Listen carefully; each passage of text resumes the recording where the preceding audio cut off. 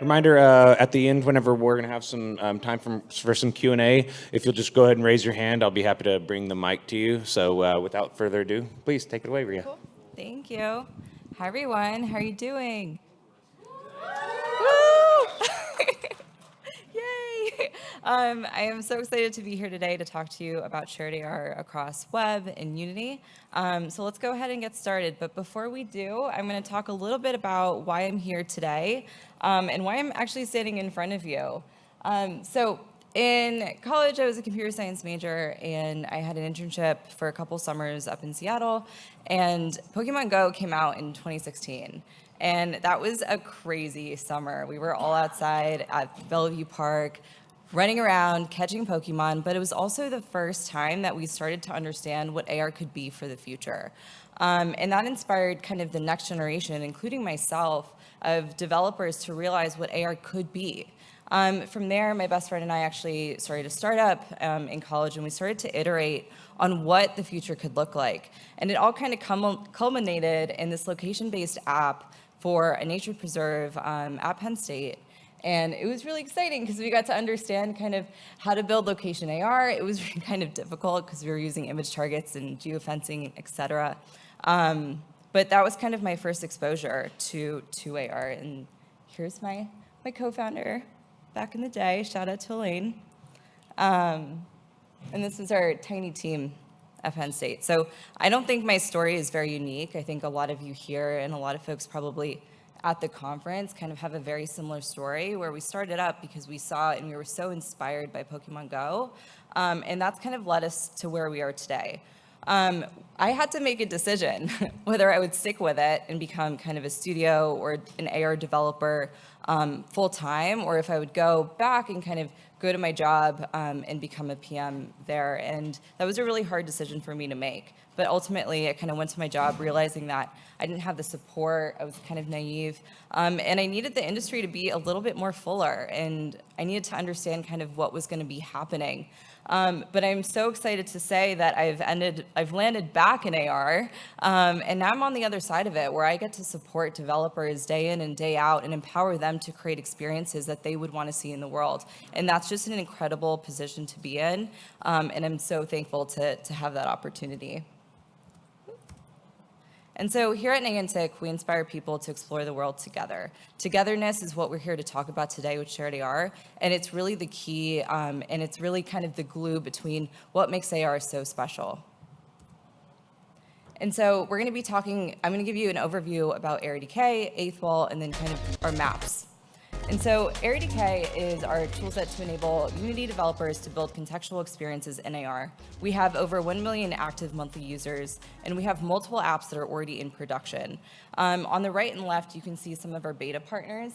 And yes, I'm filming, I'm doing this all from Google, so it's going to be potentially a little laggy. But we have Hot Dark Matter and Foundry 6, which are actually beta partners for ARDK 3.0 with us. They're both using VPS in these experiences, and we're just so thankful to be able to work with them through our beta program and our managed partner program. And the experience on the right actually went viral on TikTok. It has over 3.5 million views already. It's a really great example of what shared AR experiences could look like in the future, where you're kind of playing laser tag behind these kind of structures. And it's also using VPS, which is our Niantic's visual positioning system. On the Eighth Wall side, so Eighth Wall is our other platform that empowers web developers to collaborate, create, and publish WebAR experiences. It is so easy to get started. It'll literally take you a couple seconds before you can have a WebAR app up and running. We have over 100,000 web apps created on Eighth Wall to date, multiple commercial experiences for brands in different verticals. And here's just a little demo reel of everything you can do on Eighth Wall.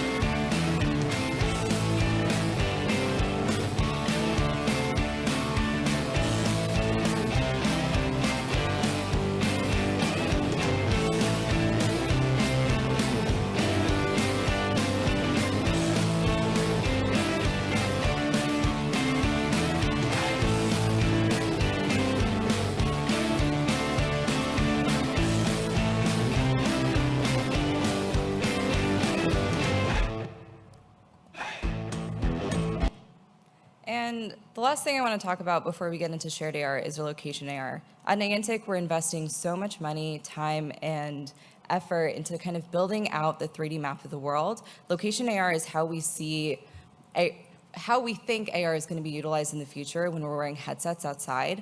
And so it's incredibly important that we start to collect this data, build out the map, and also empower developers to create on top of the map. We have over 195 VPS activated locations, which means these are ready for you to go and use in your applications today. 248 million people live within 1.3 kilometers from a VPS activated location, and we already have over 300 experiences published using Lightship VPS on WebAR. And we also have multiple applications on the ARDK side that are using VPS already in their production applications. And so really excited to see this. On the right is an example, and actually it just launched a day or two ago. So Ingress, one of our games, has launched a feature, Overclock, with VPS, where you can go to different portals and you can do this little thing, and it's really exciting. So, and kind of hack it. So definitely encourage you to try it out. We also have it working at our Niantic lounge in our booth. And on the left is a Coca-Cola experience with WebAR. And so before we get into shared AR more specifically in our product offerings, we also have to talk about the different kind of ecosystem that we see with shared state. So as a gaming company and a studio and as a platform company, we really understand kind of all the different ways you can create shared experiences. The first way is through shared state. So if you've used any of our Niantic games and you've kind of opened up the map, anytime that you see someone take a Pokemon, or you see kind of in Pikmin Bloom, you see all these flowers, this is an example of shared state, where if I do something, the community around me can also see that update. That update is usually, it takes a couple seconds for that to kind of update across multiple people. On the right, when we talk about multiplayer shared AR, this is kind of what we mean. We mean that you see real interactions in real time. So if I move an AR cube to the left, you see that if you're looking at me in real time at that same millisecond. And so that latency difference is really important, and depending on your use case and what you're doing, you're going to be using a different set of tools and services to enable kind of the shared experience that you're looking for. So what is shared AR? Shared AR at Niantic means it's a set of tools and services to help developers like yourself create engaging AR experiences for multiple users. At Niantic, when we talk about shared AR, we really mean, at the very least, two things. We mean rooms and networking. Rooms is the process of connecting multiple users to the same session, so that's kind of just our lobby or room. And networking allows you to actually send messages in real time to multiple peers in that same session or room. On the right, we also have an additional set of features that you might see across the 8th Wall and ARDK platforms. These are additional, and we even offer other things that we're going to get into, like extra UX and kind of extra features. So co-localization and real-time data stores are also really helpful when creating applications. But whenever we talk about shared AR or multiplayer, the bare minimum is going to be rooms and networking.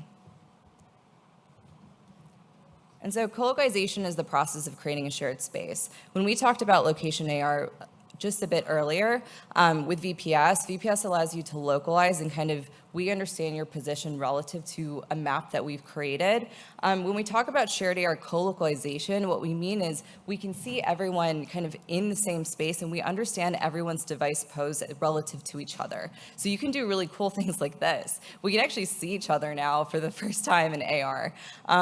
One other thing I want to note is if you go to the ARDK platform, we do offer shared AR today. That was our V1 version. We've taken a lot of feedback and iterated on top of it, and we've also now we offer co-localization with VPS and image targets, which is going to be even easier to use and just easier for you to get started.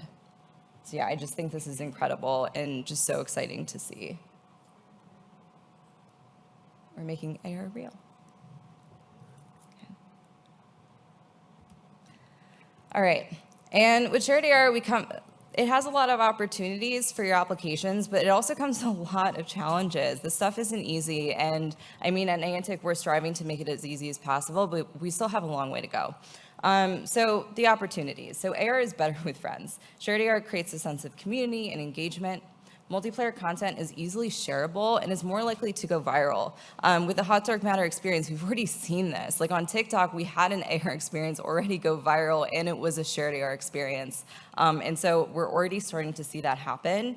And multiplayer will actually make AR more acceptable in public and private spaces. Today, it's kind of awkward, right? When you go up by yourself and you're scanning something and you're trying to engage in an experience, it's kind of awkward when it's just you.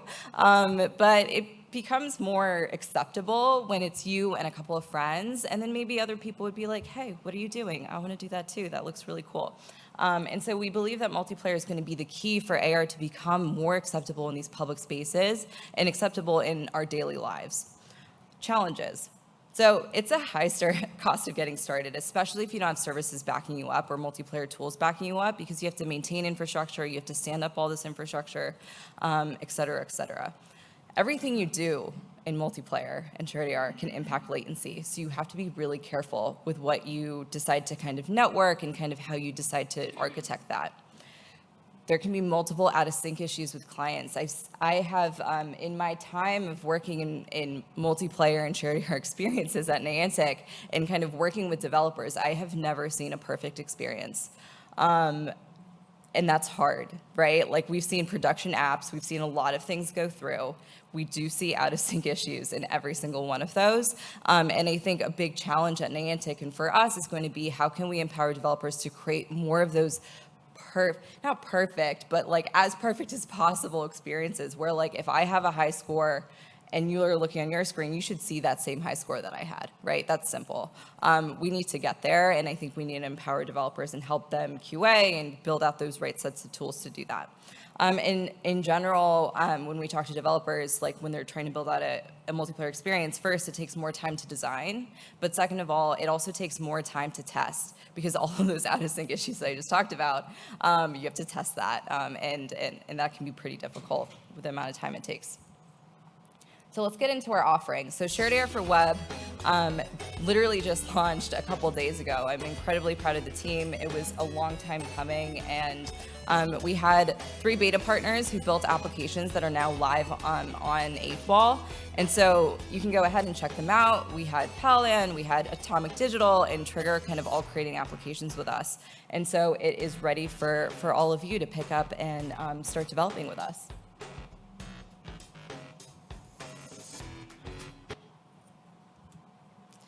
And so getting into the details of Shared AR and 8th Wall, this is the product overview. So we offer you a room service which supports up to 32 players per room. You can use this in AR or just in a web app in general. Rooms can live for up to 1 month, but we do have a monthly maintenance schedule, so rooms will get updated at least for the next 1 month, but we're planning on doing updates without you even seeing it in the future.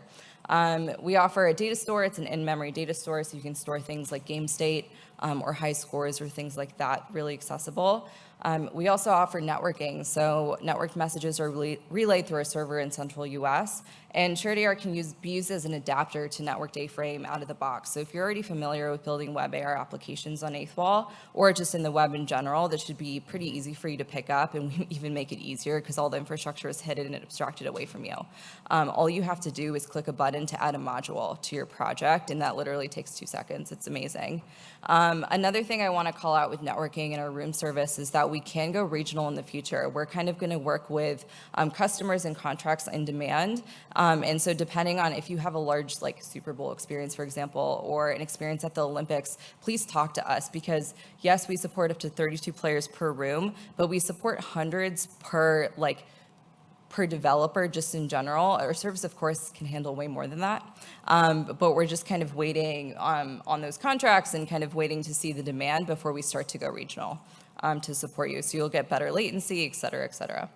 And lobby pages. So something that we really kind of know to be true is that 8th Wall developers love UX and believe that it's a big part of our product. It helps you speed up development because you don't have to think about all of the different flows that you might have had to when just starting from scratch. And so we offer lobby pages, and they're customizable by developers, and it allows players to easily join Shared AR gameplay. We kind of have done the hard parts for you in terms of how do multiple players get into the same session? How do I share this URL across players? We've made that really easy for you. And here's just a little demo example that we had from our beta of users running around. in web. And so just getting a little deeper into lobby pages, we support join flows for mobile, desktop, and headset. So if you're trying to play in a WebAR experience across mobile, you can also put on a headset like a Quest or a MetaQuest and be within that same session, or have multiple people in a MetaQuest. We also, our like join flows support that just easily. So if you're trying to join through an Oculus, we figured out all the permissioning flows, et cetera, to make it really easy for you. And it's customizable. And so with the launch of Shared AR, on the back of your badges, you might have heard, we have an experience made by Powster. It's a Shared AR experience. You can literally try it today. Feel free. And on the right, we have the sample project that has also launched. So you can use it to get started, to kind of understand how to network messages, how to figure out the join flows. And on the left is our lobby pages. So Powster also built with our lobby pages, and you can see that all at the back of your badge.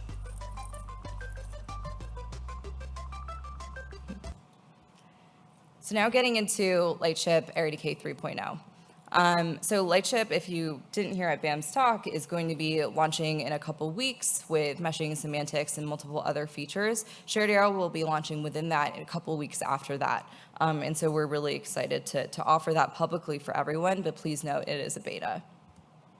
And so Shared AR in 3.0 will have this, the following product overview. So we will have the same room service. We support multiple players per room or session.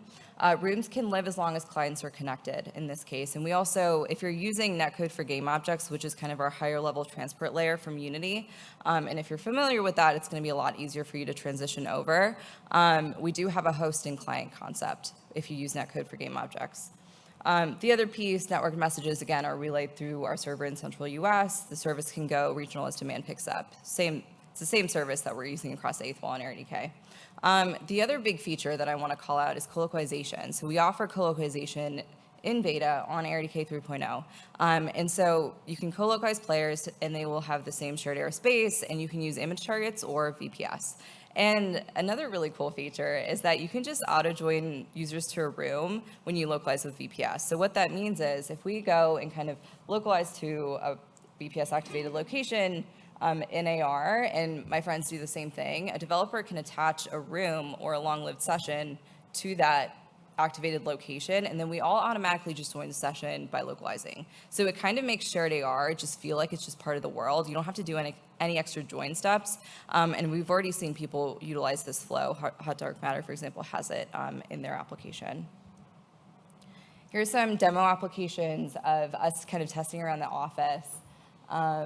We have this little breakout game, but you can see that like we're all co-localized. We all see all the bricks at the same location at the same time. And we all see kind of these balls whizzing around in our name tags.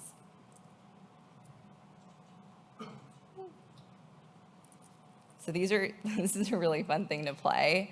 And I really encourage you, if you've never had a Shared AR experience before, it's something like no other. Like just being in an AR experience with other people is so exciting. It's so immersive, and it's also really fun. We're also going to be offering samples and drop-in UX for location AR and Shared AR. So since Shared AR is utilizing VPS to just localize, meaning, again, you can just kind of localize to an activated location and easily get into the same session, we've been working a lot on kind of reimagining our developer APIs on the VPS side. We're making it a lot easier. We're abstracting things away from developers that they don't want to really worry about, like anchors specifically. But of course, if you want to dig into those layers, you can. And so what's really exciting is our location AR flows paired with Shared AR will work really well. So if you want to have networked messages, if you want to just kind of localize and persist content to a location, you'll be able to do that through Unity, and I can kind of walk you through the flow. So in our geospatial browser, we're aligning multiple meshes together to give you as much context about locations as possible. From there, you can just download a zip file, drop it into Unity, and then you get this mesh to content author against. Once you do that, you can drag and drop objects, you can build your experience, et cetera, and when people go and localize to that location, everyone will be able to interact with that persistent AR. You could even, if you wanted to, if you have your own kind of storage backend, you could persist object locations. You could persist gameplay depending on how people have joined the session, etc.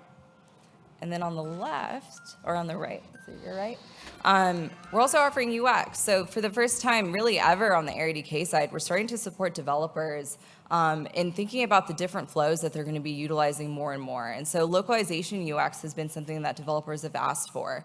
And so how do you get users from a map view using our Maps SDK over to actually navigating to a waste spot and then localizing and then joining shared play, right? And so we have built out kind of our first iteration of our UX. This is something we're going to continue to iterate on and make better for you all to just drop into your apps and customize it depending on your gameplay or your experience.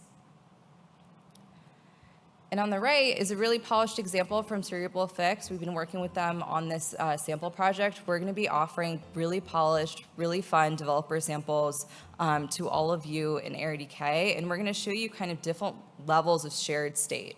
The first level is you dragging and dropping content into Unity and then persisting something at a location. The second kind of state is an end user going to a location and tap to place, persisting maybe the emoji garden just for themselves at different locations.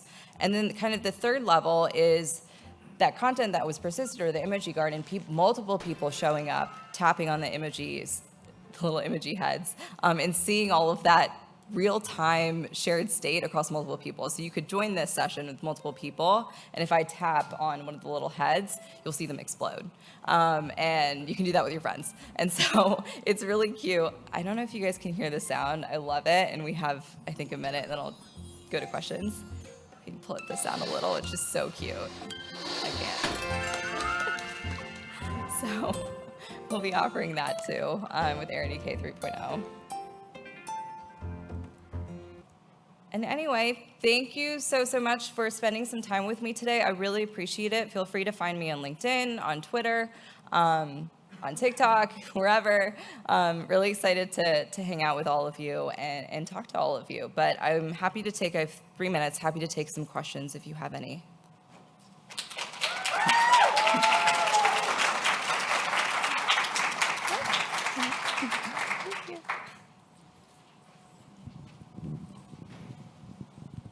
Hello. As a relative beginner to AR, I've only run a couple of tutorials on AR Foundation. Should I be trying to refine my single player mode with just vanilla AR Foundation, or should I be building stuff from the ground up for a shared experience? That's a great question. We also have Justin here, who is an expert, and another PM on the team who's an expert in AR Foundation. I'll give you my take, and then I'll let Justin kind of give you another take. My take is, so I have seen people prototype single-player experiences to just get the design right, and then kind of port that over to multiplayer. I wouldn't get too far, though. I would just get as far as concept, really, just to prove out the concept works and it makes sense. And then I would jump over to multiplayer, because what you'll find is it's really hard to figure out kind of what you need to network and when, and your gameplay is really going to change when you start to think about it in a multiplayer lens. So that's kind of my take. Would love Justin to give. No, 100% agree with you, Ria. I should stand up. Hey, I'm Justin, and you can find me over at the Lightship booth later if you want to ask more questions. Come to the Lightship booth after this too, because we have multiple talks throughout the day. But in general, you kind of want to separate the two concepts. So you're working on your game design, making some things fun, but multiplayer in general is hard. So as Ria was saying, there's a lot of work, a lot of QA in the back end that you have to think about, and you have to change your concepts a little bit when you try to pull apart something that works well for one person in one place to make it work well for a lot of people interacting with each other. And you've got to think about how every message gets passed around and how you want to synchronize different things. Now, luckily, our tools handle a lot of it, but you still have to think about the game design and how that will play out with your end users. Yep.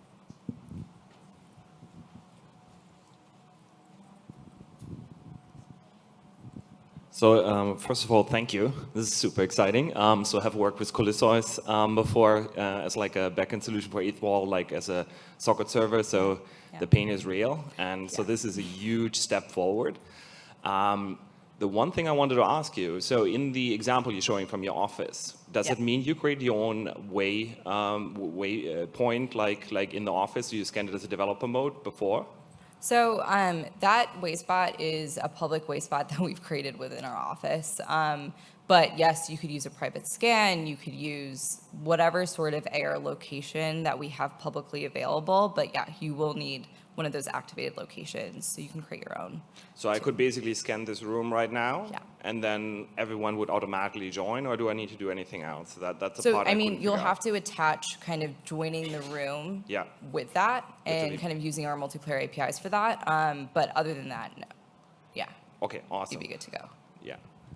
If you guys could put that into the one demo available right now, I think doesn't do that yet. So I was playing around with it last night, and I maybe I missed it. Yeah, which demo? So the one with the jumping kind of like thingies, like you have. Oh, jumping hot pot, yes. Yeah. So on WebAR, actually, we don't offer colloquialization yet. Oh, okay. So that's an upcoming feature that we're going to have hopefully in the near term. We know a lot of developers want it. And so today, like, you can use just world tracking on eighth wall. Yeah. And you won't see the pot at the same location for everyone, but everyone can still play together in AR, and you'll be able to see all the networked messages and kind of all the movement.